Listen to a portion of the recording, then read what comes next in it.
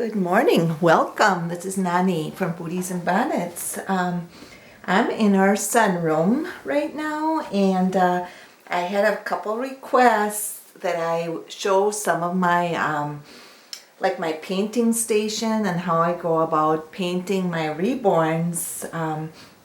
I've been doing this for about 2 years, and I've painted maybe 10 or 11 dolls already, reborns. And I just have gotten to really love it. I just love the hobby, and like right now I have my little baby girl Charlotte here. She was one of my first babies that I painted. I use air dry paints. I've been so happy with them, and I order my paints from McPherson's Paints up in Canada, and they're very nice about sending things right away, and I feel that their prices are very reasonable for their paints and I've been so happy with them. So I've just decided that's my choice. Air dry, I love doing that, and so like right now, here I have little Charlotte, and you can see her. She's just a little sweetheart. And she's the Easton sculpt, and I painted her hair. I do rooting and I do painting. I mean, I paint hair and I root hair, and she's one of my favorite babies that I have. I just love that sweet little face. And she's wearing some of the booties that I've been making, which I'm really excited about. And I always make sure I put gloss on their lips. It's nice with these reborns to make them as realistic as possible. And so even a beginner artist, you can learn a lot, and the more you learn and the more practice you get, the better you become. So and that's kind of how I found out about me painting my reborns, is that every doll that I paint, I become better and better at it. And I just love the process of painting. I think I don't think I ever painted an oil painting in my life, and I never thought I could do it. And I just sat down one day and started painting, and I just got really excited. And it was kind of a gamble, because I wasn't sure if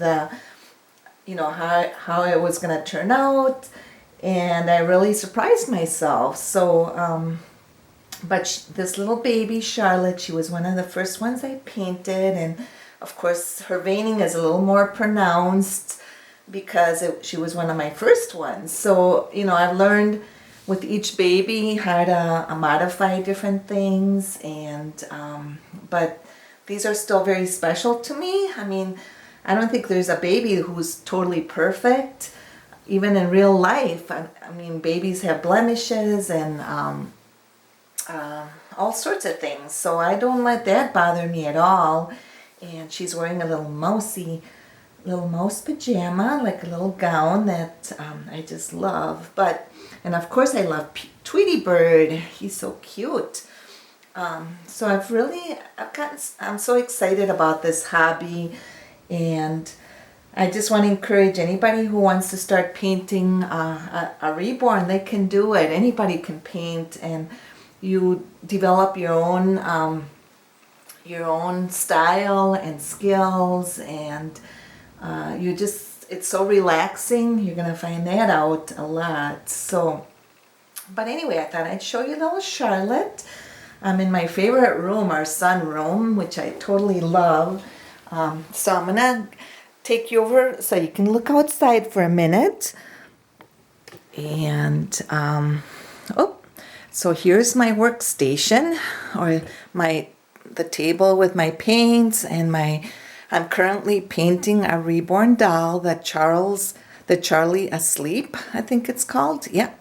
And he's just a sweet little boy. So I'm very much of a supporter for Bountiful Baby. I think they have beautiful dolls, sculpts, and paints and all kinds of materials, and I am 100% in support of them and very happy with them. So, and actually he's a Joseph asleep. I was trying to think. No, he's a Joseph asleep that I'm currently working on.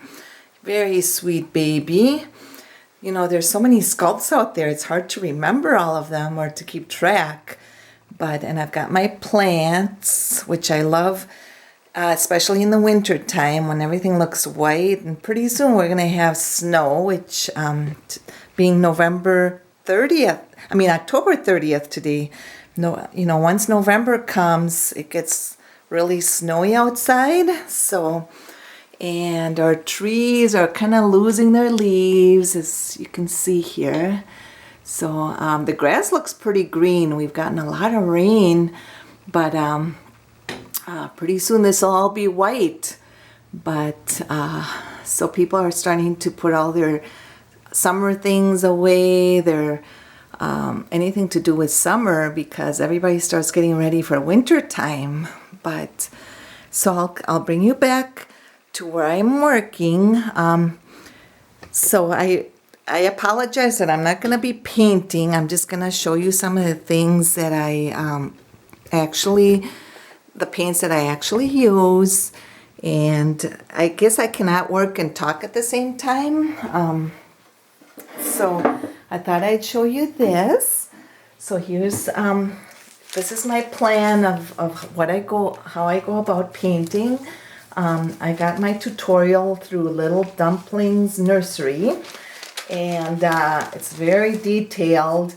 Like I start out with the prime, and then I use the baby flesh color, and then I do a warm skin give skin tone a warming wash, and then I do the veining and the shading, and I use like blues to make it look very realistic. And with air dry paints, you have to do each layer in a very thin way. It has to be very thin, because otherwise it'll look, you know, you don't want it to look chalky or whatever. So, and it does dry very quickly, so you have to work fast. That's one disadvantage about using air dry paints, that you do have to work a little quicker than with the Genesis heat paints. And I always told myself if I ever lost this sheet of paper, I'd be in trouble, because I took so many notes and so detailed. So right now I'm doing the newborn flush modeling.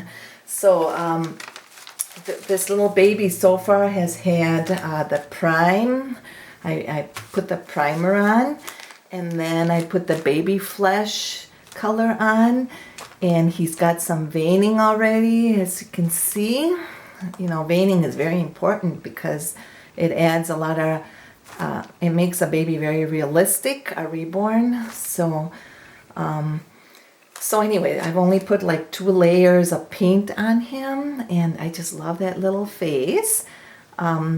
Melanie from In the Sparrow's Nest, I made her a little baby like this, a Joseph asleep, and I just fell in love with him. And she is a dear friend, which I am so happy to be meeting such wonderful friends on YouTube. But anyway, so that's the Joseph asleep, and my husband actually made that drying rack back here. So as I paint the different parts of the doll, I let them dry on the drying rack. So for example, here's one of the hands. And so when I'm done painting them, I just put them right back here. So I've got the feet and hit the little arms, and I make sure I use distilled water, because you're not supposed to use water that has chlorine in it. So I always make sure to use distilled water. And I'll show you some of the paints that I use. Now these bottles seem very tiny. This is a diluent, paint diluent. So with air dry paints, you have to mix several things together. For example, with warming skin wash, I had to put 8 drops warm wash, like the 8 drops of this, which is the warm wash, of course, and you have to shake it. These come from McPherson's Reborn FX air dry paints. So you have to really make sure you shake them and stir them really well because they settle to the ground, to the bottom. So then you add 8 drops of diluent and 5 drops of emulsion and 5 drops distilled water and 3 drops of matte fluid. So, and then you have to mix all those. And for example, I put apply all over with plucked wedge. So I pretty much have a very detailed sheet on each step that I do. It's not just like 3 layers and I'm done. No, it's very involved. So, I give it the warm wash and then the veining. And with the veining, I need a drop of light vein blue, which is, let's see, where's the drop? Here's a light vein that I use for veining. Of course, it looks very blue there, but then you just water it down. You have to really water it down. So it's light vein with 3 drops open time and 5 drops of diluent. And use very thin brush, and then you make, veins are not supposed to be really thick. They're supposed to be very thin, and so I do that, and yeah. So anyway, so there's the veining, and here it tells me where to put the veining, like by the temple, the side of the neck, the wrists, along inside of the arms, outside of the bottom parts of the legs, the head, bottoms of feet, and inside the hands. So I already did the veining on this baby. Remember, I've only put 2 layers on, so it looks kind of pale right now, but as I add more layers, it will become a little more, the colors will really pop out. So you can see there's some veining already, very thin veining on the hands and the arms and the fingers. So, I always, when I'm painting a reborn, I think, okay, where would a real baby have veins? And that's how I go about it. But anyway, so that's page 1, and I'm in the process of going to the newborn flush modeling. I'm going to need 3 drops of Credon Crimson 1, which is, where is it? It's very, oh, here it is. So this is what I'm going to need for the flush modeling. It looks very deep right now, very dark. But again, with air dry paints, you have to water everything down quite a bit, and you add diluent and open time and distilled water, and you have to be careful because otherwise it'll just turn out very blotchy, the skin will, so I'm very careful about that. And then you paint a very thin layer onto a sea sponge, and then you just apply it to the skin, but it says very lightly. You're supposed to apply it very lightly, otherwise it'll look like they have measles or something like that, which I don't think that we want our babies to look that way. So then after that, we come to the liquid matte medium. So that's to help the paint stay on the body. You have to make sure you put matte varnish on it, like a matte finish. And that also comes through McPherson's. There's a matte finish bottle. Matting fluid.